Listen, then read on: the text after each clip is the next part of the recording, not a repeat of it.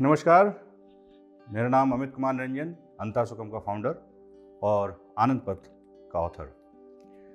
हम सब लोग आज की दुनिया में विचारों से ज़्यादा परेशान होते हुए नज़र आते हैं। जहाँ देखो वहाँ सुनने को मिलता है, यार मुझे बहुत नेगेटिव विचार आते हैं। क्या सच में हमें नेगेटिव विचार परेशान करते हैं, या हमारे अंदर कुछ ऐसा है पहले से कि जो भी विचार आएँ, उन विचारों से जो है तय होता है कि हमारे अंदर सुखद अनुभूति होगी या दुखद अनुभूति होगी, हमें अच्छा लगेगा कि बुरा लगेगा। आखिर वो क्या चीज़ है ऐसी? वो चीज़ है एनर्जी, ऊर्जा।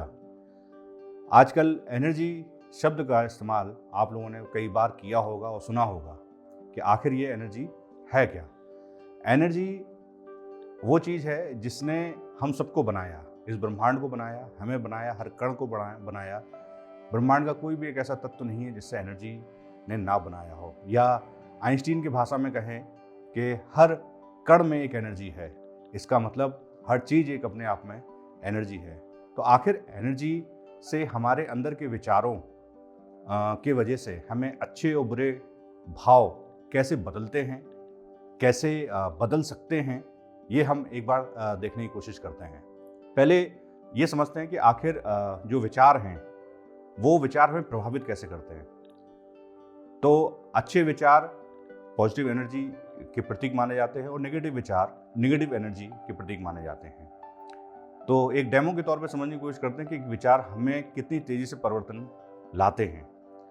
आप सबसे पहले सीधे खड़े हो जाइए, कुछ इस तरह से जैसे मैं खड़ा हूँ, और आप सामने एक अपना दायां हाथ रख लीजिए, ठीक इस तरह से जैसे मैंने किया हुआ है, और दायां हाथ रख करके इसको दाहिनी ओर इस तरह से घुमाइए, जहाँ पर आपकी कमर, कंधा और गर्दन ये तीनों मूव करेंगे और पंजे अपनी जगह पर रहेंगे, पंजे मूव नहीं करेंगे। इस तरह से धीरे धीरे धीरे धीरे करके अपने हाथ को घुमाते जाइए, और जहाँ तक आपका हाथ पीछे की ओर जाए, जितना मैक्सिमम जा पाए उतने तक रोक करके एक काल्पनिक बिंदु बना लीजिए कि आपका हाथ इस जगह तक आया है। अब आप वापस आ जाइए, और ये जो मैंने एक्टिविटी बताई है ये आपको मेरे साथ ही करनी है, तो तभी आपको इसके रिजल्ट देखने को मिलेंगे। अब आप अपनी आंख बंद कर लीजिए और बिल्कुल सीधे खड़े हो जाइए। थोड़ी देर श्वास पे ध्यान लगाइए। 3 बार गहरी सांस लीजिए।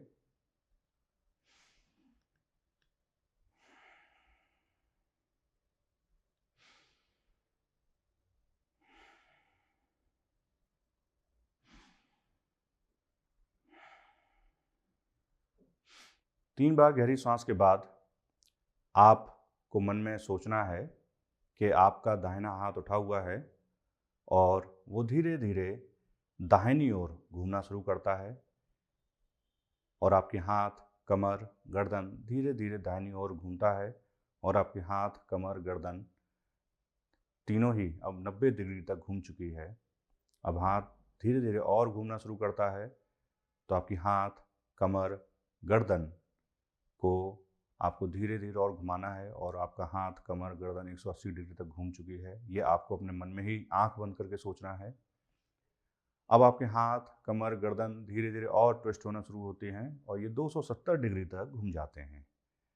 अब आपके हाथ, कमर, गर्दन और ट्विस्ट हो जाते हैं, और पूरे के पूरे हाथ, कमर, गर्दन अब आपके 360 डिग्री तक घूम चुकी है, और ये पूरी तरह से ट्विस्ट हो चुकी है। आपकी बॉडी पूरी तरह से ट्विस्ट हो चुकी है, और उसी अवस्था में अपने आप को महसूस करिए कि आपके हाथ, कमर, गर्दन 360 डिग्री तक ट्विस्ट हो चुकी है, और आपका शरीर उसी अवस्था में है।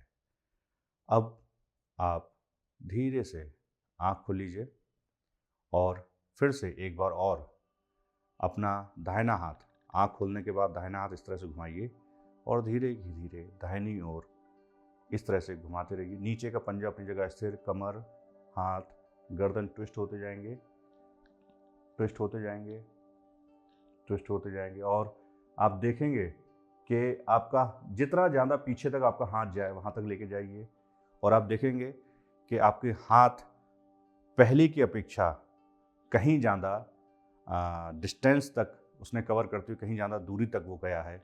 इसका मतलब है कि आपने अपने अंदर एक छोटा सा विचार बोया, अपने शरीर को मोड़ने का।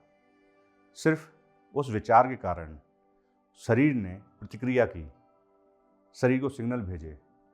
ना ही आपने कोई योगा किया, ना ही आपने कोई एक्सरसाइज की, और ना ही आपने किसी भी प्रकार का जो है वार्म अप किया जिस वजह से ये शरीर ट्विस्ट हुआ हो। सिर्फ एक छोटे से आइडिया की वजह से आपका ये विचार के कारण शरीर घूमने लगता है। अब इस एग्जाम्पल को अपने जीवन में एक बार उतार कर देखिए। हम में से बहुत लोग ऐसे होते हैं जो इस वजह से परेशान होते हैं कि यार मेरे मन का कुछ नहीं हुआ। अधिकांश लोग इसी वजह से परेशान होते हैं, मेरे मन का नहीं हो पा रहा, मेरे मन से ये आदमी नहीं चला, मेरे मन से मेरी पत्नी काम नहीं कर रही, मेरा पति काम नहीं कर रहा, मेरा बेटा काम नहीं कर रहा।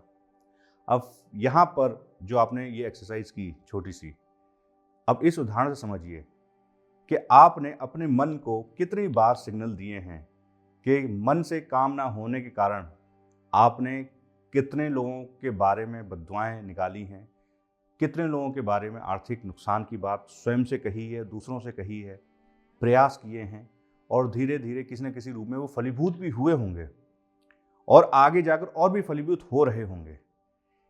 तो ऐसे में आपने बेमन के कारण जो अपने मन में बीज बोए, जो परिस्थितियां आपकी विपरीत होती चली गई, तो इसके लिए आप स्वयं ही जिम्मेदार हैं, कोई और नहीं।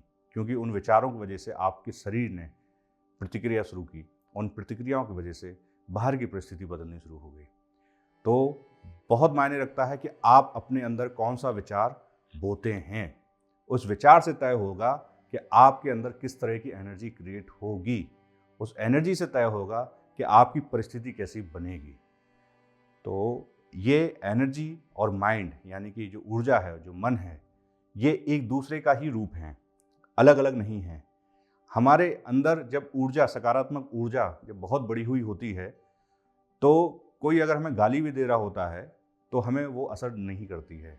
और अगर हम बहुत अच्छी परिस्थिति में हों, हमारे पास गाड़ी घोड़ा सब कुछ हो, और अगर हमारे अंदर की ऊर्जा घटी हुई है, कमज़ोर है, और कोई अगर हमारी तारीफ भी कर रहा होता है, तो हम उसको विपरीत दिशा में ले जाते हैं और उसके बारे में कुछ सीधी सीधी बात तो नहीं सोचते हैं। तो ये एक ऊर्जा का असर होता है कि ऊर्जा के बढ़ने और घटने से विचारों पर जो प्रतिक्रिया होती है वो हमारे शरीर पर पड़ती है, और शरीर से फिर हमारे आसपास के वातावरण पर पड़ती है। तो इसी को ही हमारे जो पहले के संत थे, जिनको हम इनर साइंटिस्ट बोल सकते हैं, उन्होंने इसको ही भगवान का नाम दिया, अल्लाह का नाम दिया, कि हर कण में भगवान है, हर चीज़ में भगवान है। और जो मॉडर्न साइंटिस्ट हैं, उन्होंने ही इस चीज़ को एनर्जी का नाम दिया। वो कहते हैं कि भगवान के बारे में जो हमारे संत कह गए हैं कि कण कण में भगवान है, आज के साइंटिस्ट उसी चीज़ को कहते हैं कि कण कण में एनर्जी है। तो ना वो गलत हैं ना ये गलत हैं, दोनों ही अपने आप में सही हैं। कहने का मतलब है कि जब हर चीज़ में ऊर्जा है, हर चीज़ में ऊर्जा है, पानी में ऊर्जा है, कपड़े में ऊर्जा है, पेन में ऊर्जा है, जिससे हमारी आपसे बातचीत हो रही उसमें ऊर्जा है, आवाज़ में ऊर्जा है, जब हर चीज़ ऊर्जा है तो इसका मतलब है कि हम ऊर्जाओं से घिरे हुए हैं और वो वैसे ही काम करेगी जैसे हम उसे करवाना चाहते हैं। तो ऊर्जा के हिसाब से काम करने के लिए आपको पहले स्थिर होना बहुत ज़रूरी है, और ऊर्जा को अपने हिसाब से काम करने के लिए भी अपने आप को स्थिर रखना बहुत ज़रूरी है। तो यह आप पर निर्भर करेगा कि हमारे आसपास जितनी भी ऊर्जाएं हैं उससे हम कैसे काम लें, किस तरह से हम उनका उपयोग कर सकते हैं। एक बहुत बड़े बुद्धिस्ट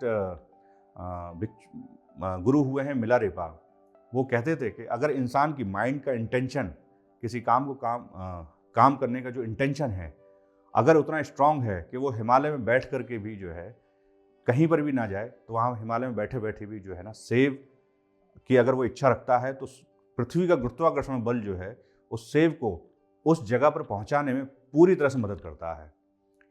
तो ज़रूरी ये है कि हम अपने माइंड के अंदर वो चीज़ डालें या उस चीज़ का अभ्यास करें जो हमारी ऊर्जा को बढ़ाने में मदद करे। तो जब ऊर्जा बढ़ेगी तो हमारे आसपास की जितनी और ऊर्जाएं हैं हम उनका उपयोग कर पाएंगे। ये ठीक ऐसे समझिए जैसे कि आप 10-20 लोगों से घिरे हुए हैं, उनसे अगर आपको काम निकालना है तो उनसे आपको अच्छे से बात करनी पड़ेगी। वो आपका कहना धीरे धीरे करके मानेंगे, और जब वो आपका कहना मानना शुरू करेंगे तो आप उनसे मनमाफिक काम निकलवा सकते हैं। ठीक इसी तरह की हमारे आसपास की एनर्जी है, जो बहुत छोटी छोटी चीज़ों से फ्लैक्चुएट होती है, बहुत छोटी छोटी चीज़ों से फ्लैक्चुएट होती है। और अगर हम उन फ्लैक्चुएशंस को सही तरीके से इस्तेमाल कर ले जाते हैं तो हम कम समय में ज़्यादा से ज़्यादा सफलता पा सकते हैं। अब आपकी चाहे वो पैसे की दिक्कत हो, या आपके परिवार में किसी प्रकार की बीमारी से कोई जूझ रहा हो, तरक्की की दिक्कत हो, शादी ब्याह की दिक्कत हो, या प्रॉपर्टी की, ये सब समस्याओं का समाधान आप अपनी ऊर्जा से निकाल सकते हैं।